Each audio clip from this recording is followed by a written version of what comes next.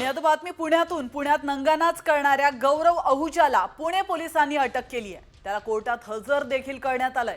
कोर्टात दोन्ही बाजूंच्या वकिलांचा युक्तिवाद नंतर दोघांनाही 1 दिवसाची पोलीस कोठडी सुनावण्यात आली आहे। सरकारी वकिलांनी गौरव अहुजाच्या 7 दिवसांच्या पोलीस कोठडीची मागणी केली होती, तर गौरव पळून गेला नाही, स्वतःहून पोलिसांसमोर हजर झाला असा युक्तिवाद गौरवच्या वकिलांनी केला होता।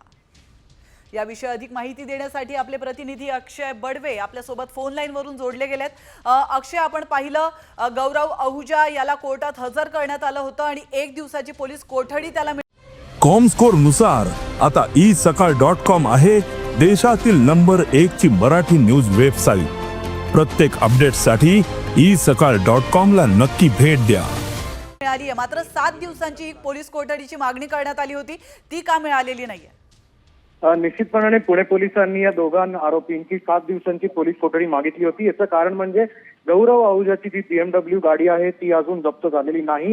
ही गाडी कुठे आहे आणि त्यासोबतच गौरव अहुजाने ड्रग्सचं सेवन केलं होतं का याचा देखील तपास पोलिसांना करायचा होता। त्यामुळे पोलिसांनी तब्बल 7 दिवसांची पोलीस कोठडीची मागणी केली होती। मात्र कोर्टाने दोन्ही बाजूंचा युक्तिवाद ऐकून घेतलेला आहे। यामध्ये भाग्येश ओसवालचे जे वकील आहेत त्यांनी पूर्णपणे कोर्टामध्ये दावा केला की तो सेक्शन 65 लावलेला आहे, तो कुठल्यावर आधारावर लावला आहे, त्यामुळे आणि हा सगळा जो दावा आहे तो खोडून काढावा आणि आमच्या आशिलांना तात्काळ जामीन देण्यात यावा अशी देखील मागणी जी आहे ती कोर्टापुढे डिफेन्स लॉयरनी केली होती। मात्र न्यायालयाने या दोन्ही बाजूंचा युक्तिवाद ऐकल्यानंतर या दोघांनाही अवघ्या 1 दिवसाची पोलीस कोठडी सुनावली।